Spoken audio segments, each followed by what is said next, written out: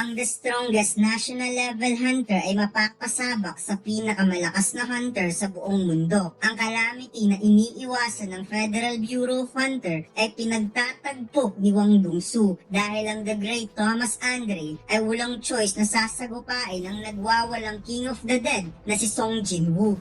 Sa wakas, nagawa ng ma-extract ni Jinwoo ang corpse ng Dragon Kamish at makikitang nag-release ito ng napakalakas na magical energy to the point na nagkabasag-basag ang salamin sa loob ng basement. Naguguluhan ang Dragon Kamish kung sino ang nag-summon sa kanya at nakita niya si Jinwoo bilang isang King of the Dead, ang Monarch of Shadow, habang nagulat ang lahat sa kanilang nakita dahil hindi sila makapaniwalang muling nagbalik ang nagbigay ng calamity sa sangkatauhan. Nakita ng Dragon Kamish ang mga tao ngunit ang consciousness na itinanim sa kanya ng mga ruler na patayin ang mga tao ay naiwan pa rin. Kaya binasag nito ang tempered glass kung saan siya nakalagay. Ngunit wika ng direktor, ang tempered glass daw na ito ay fortified by high-ranking hunters, subalit ganun lang ito kadaling nabasag ng Dragon Kamish.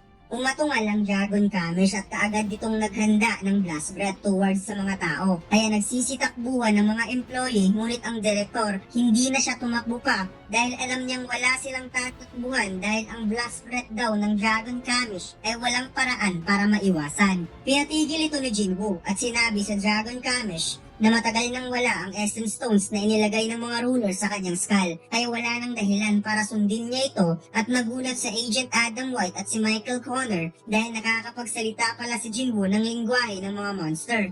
Sinabi ng Dragon Kamish, so ito pala ang pakiramdam na magiging sunod-sunuran ng Shadow Monarch, kaya lumapit siya kay Jinwoo. Dagdag pa ng Dragon Kamish, siya daw dati ay naging servant doon ng King of Dragon, ang Monarch of Destruction. Subalit ngayon, kusa siyang yuyuko sa bagong King of the Dead. Hinawakan ni Jinwoo ang Dragon Kamish at ngayon lang daw siya naka-encounter ng isang creature na nagpo-possess ng napakalakas na ego at superior sa lahat ng beast monster. Nakita ni Agent Adam White at Michael Connor na kumakaway na ang buntot ng dragon nang pinatigil ito ni Jinwoo, kaya manghang-mangha sila kung paano napapasunod ng ating bida ang isang malakas na creature. Naisip ni Jinwoo na ang lahat ng mga monarch ay mayroong pinaghaharian. Ang Shadow Monarch ang King of the Dead, ang Monarch of the Beginning ang King of the Giant, kaya malamang sa malamang ang Monarch of Destruction ay isa sa 9 monarch na ipinakita sa kanya ng system.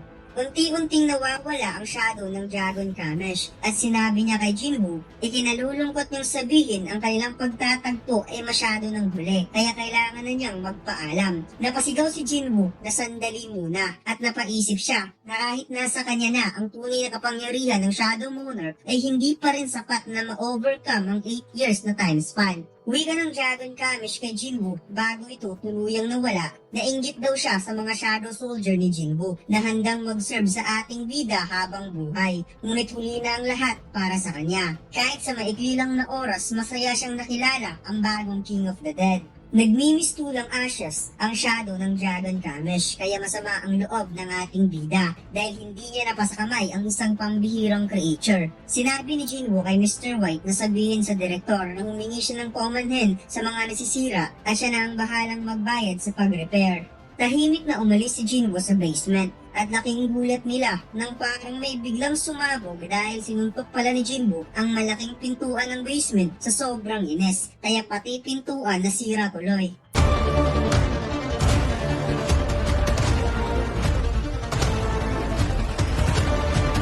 Subukan niyo maglaro ng One Online Single 4 Episode 7. Ang download link ay nasa baba. Maraming salamat, mga Lods.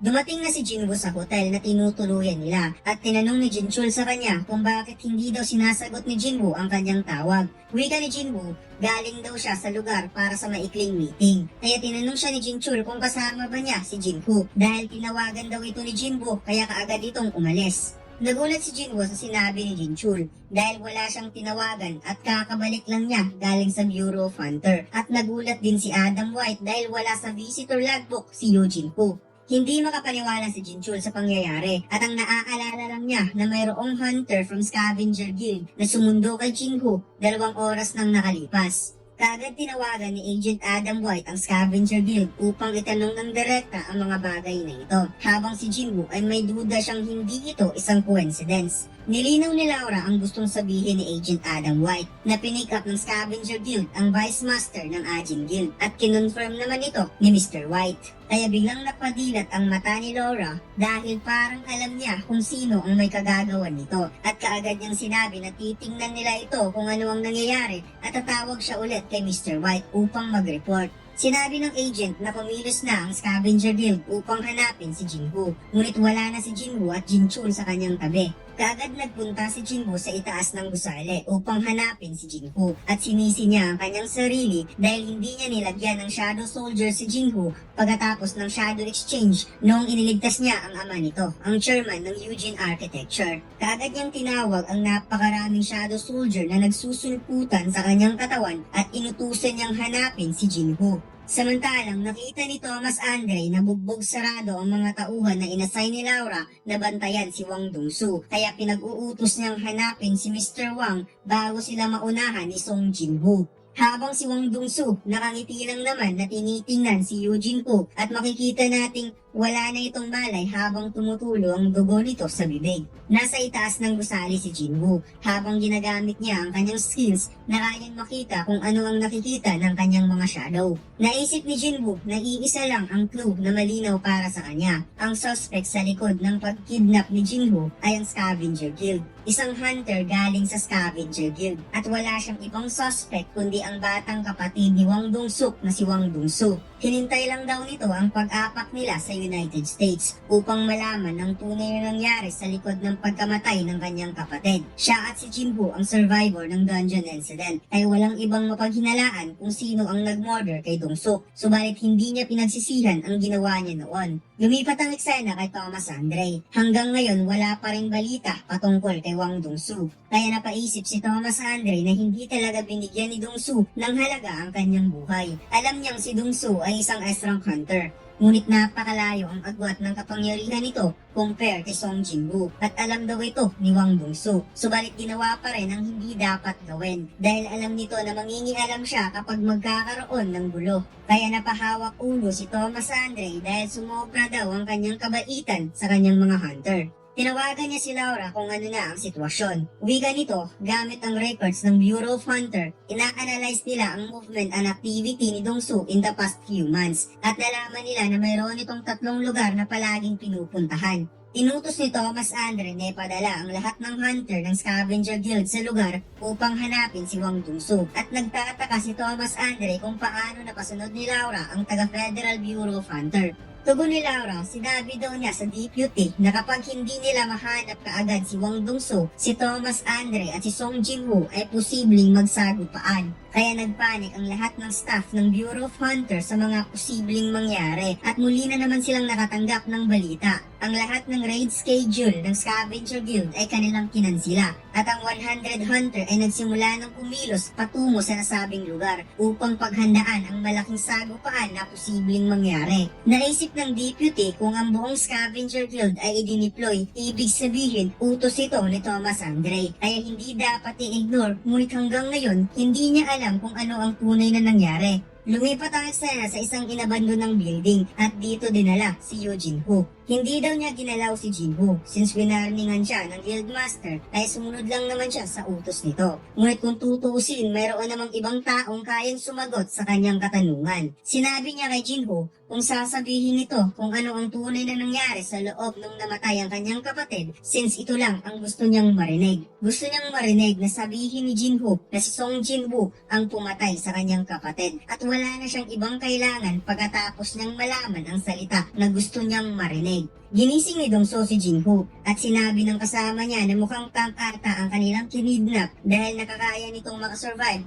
kahit bugbog sarado na. Wika ni Dongsu, hindi niya akalaing ang katulad ni Jinwoo na mukhang inosente ay may lakas na loob na hindi sabihin ang totoo, subalit hindi niya ito papakawalan kung patuloy pa rin itong magmamatigas. Inismash ni Dongsu ang ulo ni Jinwoo sa poste at sinabi na wala siyang planong patayin itong si Jinwoo. Nagdala siya ng skill healer in case kaagad itong mahil kapag nasa bingit ng kamatayan. O sa madaling salita, hanggat hindi niya makukuha ang gusto niyang sagot, magsasuffer ng pain si Jinwoo. Kaya muli niya itong tinanong kung ayaw pa rin ba nitong magsalita. Ngunit napawat nga itong si Dongsu dahil nag-middle finger si Jinwoo at sinabing, asar ka ba? Muling in-smash ni Dongsu ang ulo ni Jinwoo sa poste habang sinabi ng kanyang kasama na kumalma lamang si Dongsu dahil ayaw niya na maging kriminal sa isang maliit lang na pera.